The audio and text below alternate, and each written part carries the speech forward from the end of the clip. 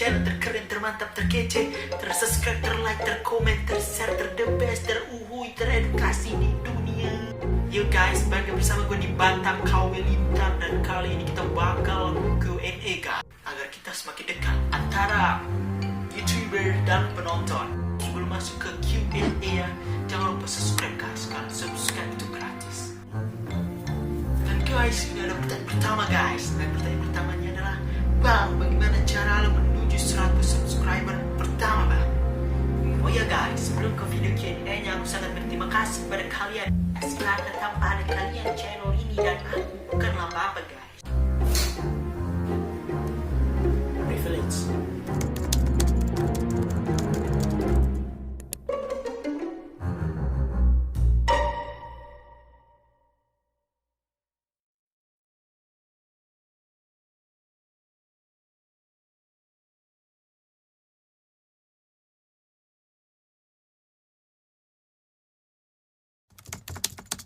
Secara tidak langsung, privilege menjadi sebuah bahan perbincangan yang tengah hangat di sosial media belakangan ini.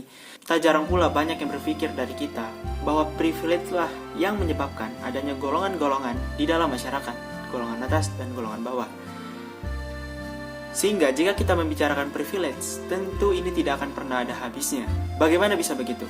Privilege, yang menurut bahasa Indonesianya adalah hak istimewa, atau pada intinya, privilege bermakna menjadi sebuah pembanding di kehidupan ini antara manusia dengan manusia lainnya, atau antara golongan satu dengan golongan lainnya.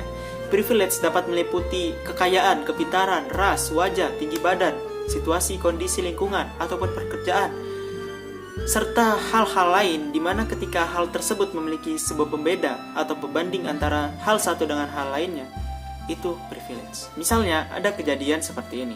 Dua anak dilahirkan dalam kondisi yang sama, tapi tentu saja pada keluarga yang berbeda. Kita sebut saja si A dan si B. Di mana si A lahir pada keluarga yang cukup terbilang kaya, di mana kebutuhannya dapat terpenuhi dengan baik. Sedangkan dalam kasus B, ia dilahirkan pada keluarga yang berkecukupan, di mana keluarganya harus bekerja lebih keras lagi untuk mendapatkan apa yang si B inginkan, dan fasilitasnya pun terbatas. Kemudian mereka berdua ingin menjadi dokter. Dalam kasus A, ia diberikan segalanya untuk dapat menopang dirinya dalam menggapai mimpinya. Bimbel, buku, les privat, dan lainnya dengan sangat lengkap dan paling baik. Dan lagi-lagi, dalam kasus B, ia harus bekerja lebih keras lagi dalam memenuhi impiannya, dalam menggapai mimpinya, membeli buku, mengejar beasiswa, dan ia tahu bahwa itu semua mahal dan ia harus bekerja lebih keras lagi karena tidak mudah untuk mendapatkan itu semua. Menurut kalian, mana yang punya kesempatan lebih besar dalam menggapai mimpinya terlebih dahulu? Si A atau si B? Komen di bawah. Inilah privilege. Ada sebuah pembanding yang membedakan setiap hak yang berbeda yang masing-masing dimiliki orang. Walaupun memiliki kesempatan yang sama, tapi tetap saja akan berbeda pada effort, kepercayaan diri, hal yang mendorong di belakang, dan menjadikannya sebuah privilege. Tapi secara tidak langsung, privilege terbagi menjadi dua golongan dalam kehidupan kita. Yang pertama ada high privilege, yang kedua ada low privilege. Dimana dalam dua golongan ini terbagi lagi menjadi masing-masing dua golongan. Yang di high privilege ada high effort dan low effort. Dan di low privilege ada high efforts dan low efforts juga. Tapi tentu aku tidak ingin membahas keduanya karena tidak ada yang salah di dalam kedua golongan itu. Dan tentu saja akan selalu menimbulkan pro dan kontra dan pastinya perdebatan. Karena memang privilege itu relatif. Tapi seringkali dalam melihat privilege di tengah masyarakat muncul perasaan antara iri dan putus asa. Oh, lu mau hidup dari orang kaya, lah gua. Jauhkan dirimu dari pemikiran seperti itu dan mulailah dengan bersyukur. Aku tidak tahu menurut kalian, tapi menurutku hidup bukanlah tentang seberapa banyak apa yang kau dapat, tapi hidup adalah tentang seberapa banyak kau bersyukur terhadap apa yang kau miliki sekarang. Karena jika kita memilih untuk tidak terlalu memikirkan golongan-golongan antara A dan si B, sebenarnya privilege itu relatif. Jika kita membandingkan privilege anak Bill Gates dengan privilege anak seperti kita tahu bahwa anak Bill Gates mempunyai privilege yang lebih besar. Namun, jika kita membandingkan diri kita dengan anak-anak yang ada di Afrika, anak-anak yang kurang mampu, kita tahu bahwa itu sangat berbeda. Dan itu akan terus begitu sampai ke golongan yang paling bawah. Intinya, privilege itu relatif. Janganlah selalu melihat ke atas agar kita tahu apa yang harus kita syukuri. Janganlah selalu melihat ke bawah agar kita tahu apa yang harus kita raih. Dan ini adalah tentang melihat dalam keseimbangan, sehingga kita tahu apa yang harus kita raih dan kita syukuri. Biasanya di dalam masyarakat, kebanyakan orang melihat struktur masyarakat itu secara vertikal. Ada yang di atas dan ada yang di bawah. Tapi seperti apa yang dikatakan Agus Leo, sukses itu adalah interpretasi kita masing-masing. Mungkin menjadikan bagi sebagian orang. Tetapi, gua pikir hidup pada intinya adalah single player game.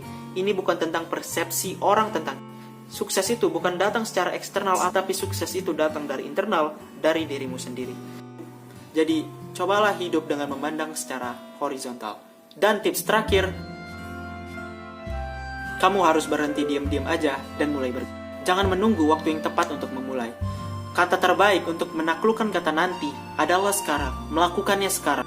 Jangan menunggu waktu sempurna untuk memulai, tapi mulailah untuk menjadi sempurna. Oke teman-teman, itulah beberapa tips dariku. Awalnya ini berasal dari keresahanku. Dalam versi lama diriku khususnya, aku kayak begitu sulit, bahkan tak pernah menerima apa yang aku punya. Pada intinya, semua orang itu berprivilege. Bahkan dirimu menonton diriku sekarang ini, itu merupakan sebuah privilege. Ini bukan tentang kalian hidup di golongan high atau low privilege, tapi ini ada tentang hidup kalian. Kalianlah aktor utama dari cerita ini.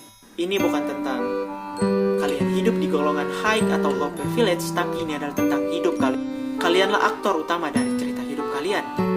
Apakah aktor utama akan menyerah? Pada akhirnya, terima kasih sudah menonton videoku. Atas kurang dan salahnya pendapatku yang tadi aku barusan sampaikan, aku minta maaf sebesar-besarnya. Dan aku berterima kasih jika kalian mau mengirimkan saran dan kritik bagiku di kolom komentar. Seperti kata Kak Maudia Yunda, kesalahan banyak orang adalah ketika mereka tidak menerima kritikan pada diri mereka dari orang lain. Padahal itu adalah kesempatan yang sangat bagus untuk mereka untuk berkembang lebih jauh. Terima kasih sudah menonton videoku. Jangan lupa like, comment, share, dan subscribe. Dan jika kalian tidak keberatan, kalian bisa menonton videoku di atas ini. Dan aku Yowan. Bye.